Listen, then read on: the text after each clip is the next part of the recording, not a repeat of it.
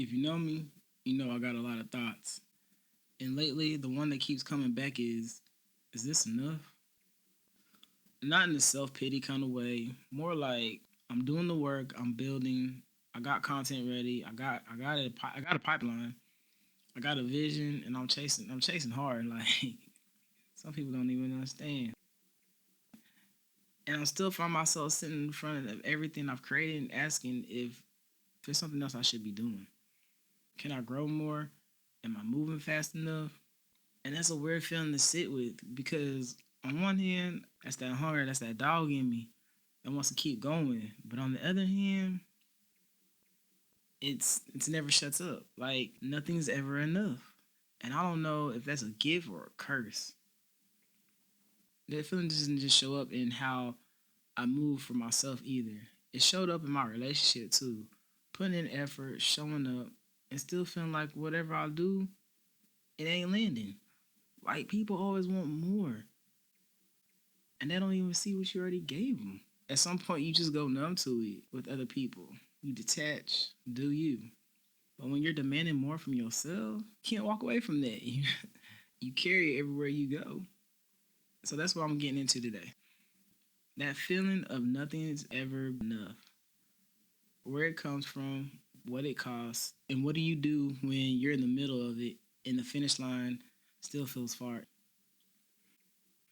If you ever felt like that and you're doing everything right and it still's not adding up, this one's for you. Here's the thing about being in a build mode. You don't really stop to appreciate it. Everything I do just feels like something I do. Like it's just life. Like anybody could do this.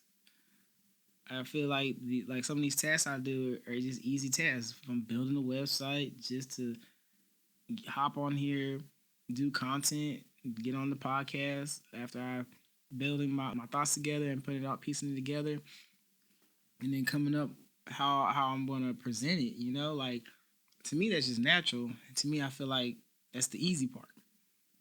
But then I'll stop, look at my planner, look at the timeline, look what I put together in the time I have, and I'm like, oh shit, that's a lot of stuff. I don't even plan my days the way most people do. I just know what I want to accomplish, and when I get it done, I write it down. What I did around what time, just so I can say, okay, you made moves today. You doing something. Because if I don't do that, I'll convince myself that I didn't do enough. And that's a feeling that will eat you up if you let it. The wild part is other people see it before I do. I don't even realize it. Like I'll mention something in a passing, something I built, something I put out, and somebody will hit me up with, "Damn, you really out here doing it," or hit me with the, "At least you're actually doing something instead of just talking about it." I hear that, and I'll be honest with you, like I appreciate hearing things like that, but in my head, I'm still asking, but is it enough? Am I moving fast enough? Am I maximizing my time the way I should be? That's a big thing for me because my time is valuable. I have a daughter to look out for. I have a job. I work 12 hours, 4 days. So I mean, my time is limited. So I try to maximize my time. And sometimes when I need a rest or I'm resting, I feel like I should be doing something else. Because when I'm not doing something that moves this business forward, even in my downtime, my brain goes straight to I should be working. I should be growing. Every minute I'm out building feels like I'm falling behind, you know? And I know that's not healthy, but I also know I can't turn that off. That's just how I'm wired. So yeah, nothing's ever enough. Not because I'm not doing the work, because the vision is bigger than where I'm at right now. Or where you're trying to go, that's the space where doubt lives. I've also mentioned that before in the podcast, and I call it the ugly middle because that's that spot where you either gonna keep pushing or you give up. And if you listen to that podcast, I believe everything I said and I meant everything I said, but it's an ongoing battle. But I'd be lying if I said pacing myself doesn't sometimes feel like I'm killing my own momentum. Like if I slow down, somebody else is speeding up. Like the window might close, like I'm leaving something on the table. It makes you question even the things that you know to be true. Now, look, I know some of y'all can't fully understand what I'm saying on the ambition side, and that's okay. Some people just don't have that dog in them. I love y'all anyway, you know? Everybody has a purpose. Matter of fact, I'm gonna put a link at the bottom of at the end of this podcast. It's a list of books that I have, and the book's called Relentless. It'll tell you about that kind of what role you decide you want to play in life, or your ambitions and what you really want. Back to the subject at hand. I know there's one thing. Some of y'all have been in situations, relationship, friendships, where no matter what you do, it's never enough. And I'm speaking from experience on this one too. See, I'm not somebody who just jumps into relationships. That's just not me. But if you're like me, move along by default. Every now and then you just let somebody in. That's like going out your norm, and you try and see this might work. It's always that optimism, because I do believe deep down inside, a lot of us just want to be loved by somebody, want to be appreciated, and so forth, or not even like a relationship, just even friends, like situations, relationships, as I mentioned. Like we all just want to be appreciated and see, hey, look, I got you. We all want to get that same kind of love or that same type of respect and appreciation back. But it always seems like it still ain't enough. And I'm not talking about just showing face. I'm talking about love, friendship, real effort. Meeting somebody halfway, getting out of your comfort zone because you care about making it work. And it still ain't enough. Not the thank you, not the acknowledgement, just more complaints, more accusation, more what else can you give me? Like you're supposed to be five different people rolled into one. And the frustrating part isn't even the effort. You go out your character to be that person, things that you don't normally do, because that's probably not your interest, but you'd be down to do it because that's what that person's interest is.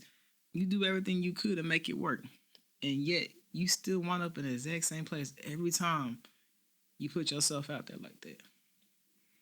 At some point, you just go numb to it. Not guilty, not sad, just whatever. Do you, because there's nothing left to say. But that numbness, it'll cost you some things. It robs you. Because now you're carrying that on top of everything else you've already got going on.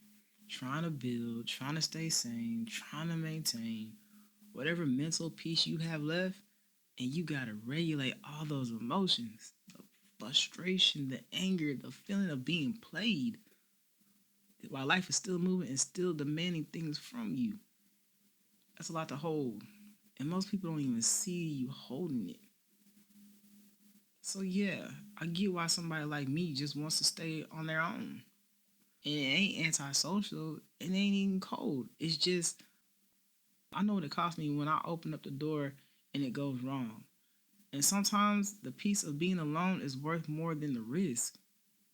But even then, even alone, that voice still there, still asking, is it enough? Am I enough? Will any of this ever be enough? That's the thing about this feeling. It follows you everywhere. Check this out. This is what I do when that voice gets too loud. I stop, not forever, just long enough. I turn my chair, I face the window, look at my plant, and I just breathe. No phone, no content, no planning, just quiet. Peace and quiet. Shutting my mind off. You call that a meditative state of mind. Because before I can receive anything from myself or anywhere else, I must get still first. Sometimes I'll put some music on after that, something that lifts me up. Certain songs just put me in a different headspace. Then I'll go grab my schedule book, my reflection notes, my 90-day goal list, and I look at what I've done. Not what's left, but what I've done. Every single time, I'm like, oh, I did that. Because when you're in motion, you don't feel it. You're just doing. You going through the motions, checking things off without even registering what it means that you just checked off. When I stop and look at the pipeline I built, the content I created, the moves I made that I didn't even realize were moves that I was making at the time, it hits different. The same goes for you, whatever you got planned. That's one reason why I made the ugly middle workbook, which I'll have the link at the bottom for that too, because that's basically what I use to judge myself or to get myself out of a rut. And in those moments, I tell myself, you owe this to yourself to ease up a little next week. Don't go so hard. Put yourself in cruise mode. The goal is still there. It ain't going nowhere. That's not quitting. That's not losing momentum. That's just being smart enough to know you're in for the long run and not the sprint. Also, as I mentioned, the plants. I love the addition of plants in my man cave slash office. Man, I love it. Like, I feel like that's my biggest accomplishment in the time that I've been doing a lot of things. Well, this year alone, I take pride in that. But the one thing about these plants that help me realize things is, look, plants don't grow faster because you stare at them hard. They grow because you take care of them consistently. Give them what they need. Show up for them even on the days you don't feel like it. I'm going to repeat that. The plants don't grow faster because you stare at them harder. They grow because you take care of them consistently. Give them what they need. Show up for them even on the days you don't feel like it. And I treat my daughter the same way. And this is what I do: constant care, love, time, and patience. That's what happens when you grow in something real. I pour into her, I pour into this, but sometimes I forget to pour into myself. You also gotta look at yourself and treat yourself like a plant. You can't water everything around you and let yourself run dry. That ain't sustainable. And deep down, you already know that. Now, here's the part I want to be honest about, because this is where a lot of people won't say what they're feeling. Everything I put out goes against the norm. I knew that before I even started. I'm not doing clickbait. I'm not doing enrage bait. I'm not pointing fingers, manufacturing drama to get eyes on me. Some might argue, what about your Sims? Man, fuck that shit. My Sims is just my personal comedy and what goes on in my head. It's just another side of me. But back to what I'm saying.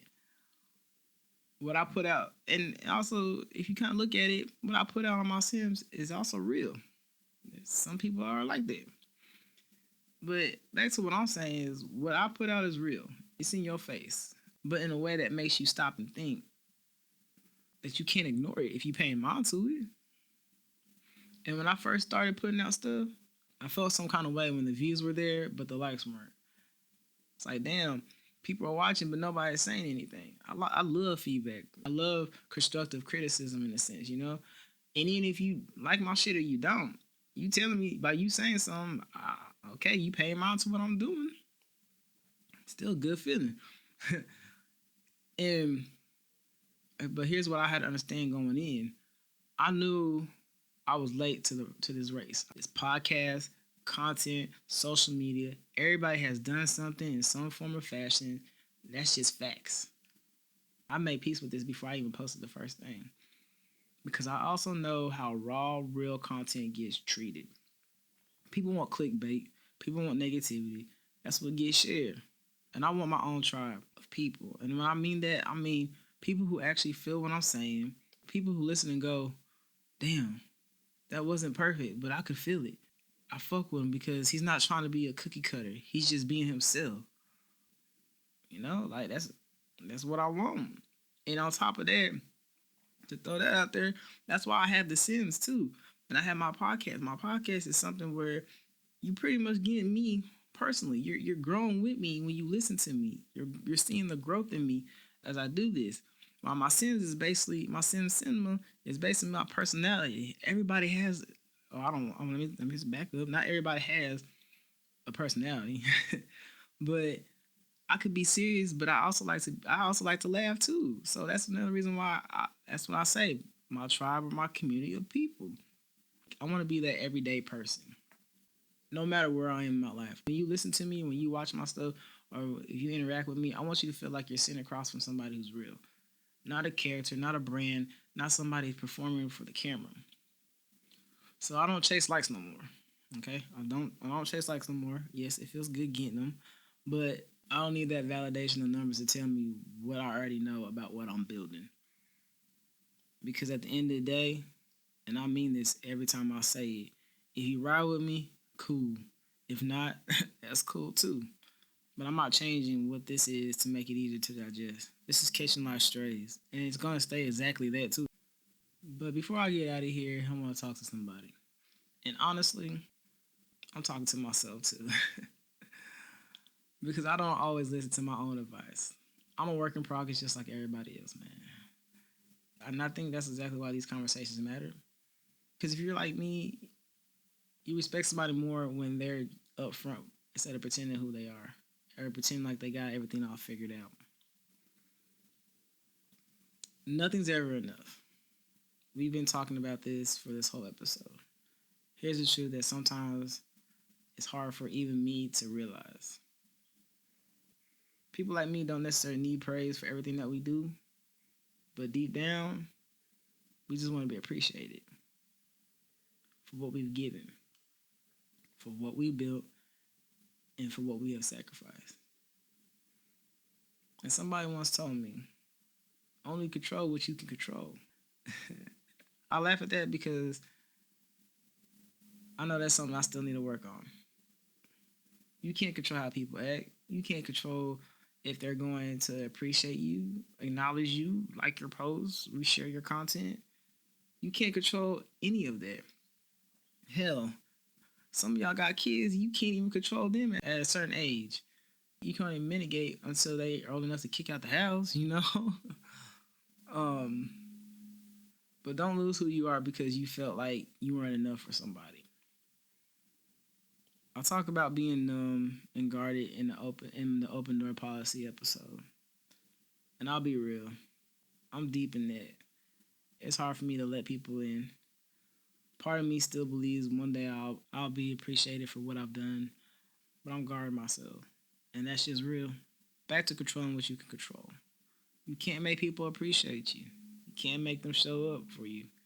But you can control whether you are being enough for yourself, for your goals, for the people who matter. And here's what I need you to hear. Whatever you've done for somebody that brushed you off or kept it moving, put that energy back into yourself. Every bit of it. Because it's always going to feel like you're not enough when it comes to other people. That goes for relationships, friendships, co-workers, even your kids sometimes. If we're being honest, that feeling doesn't go away. But you control if you're being enough for yourself. We live in this fast-paced world. We see the instant, but not the true grind behind it. So take time, give yourself some grace because you are enough. And a lot of times, what you already done is somebody else's dream, somebody else's success story, and you're just living like it's nothing. You know what? I like that. You know, I'm gonna run that back real quick. I need you. I need you to hear that. We live in a fast-paced world. We see the instant, but not the true grind behind it. So take time, give yourself some grace because you are enough. A lot of times, what you've already done is somebody else's dream, somebody else's success story. I want you to hear that. Somebody else's dream and somebody else's success story. And you over there acting like it's nothing. If you feel like you haven't done anything spectacular, write down your wins. Every single one of them. And if you don't have many, that's not failure. That's just a sign. Make a plan. Find a path. Make that shit happen. But just know this. You're enough to achieve anything that's meant for you. And I'm a true testament of this one. The journey ain't going to be pretty. It's not supposed to be. But if you're putting in that work daily, whether it's a little or a lot, you're doing the damn thing. That's showing up. And most days isn't enough. Believe that. As I mentioned earlier in this podcast, I'm going to put down two links. I got the Ugly Middle workbook.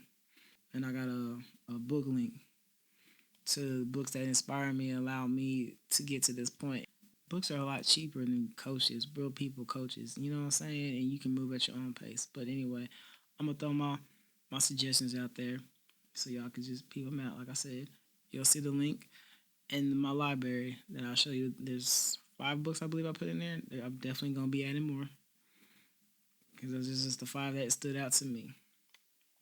And to end it with this, if you ride with me, cool. If not, that's cool too. This has been Catching Live Strays. I'll holler at y'all next episode.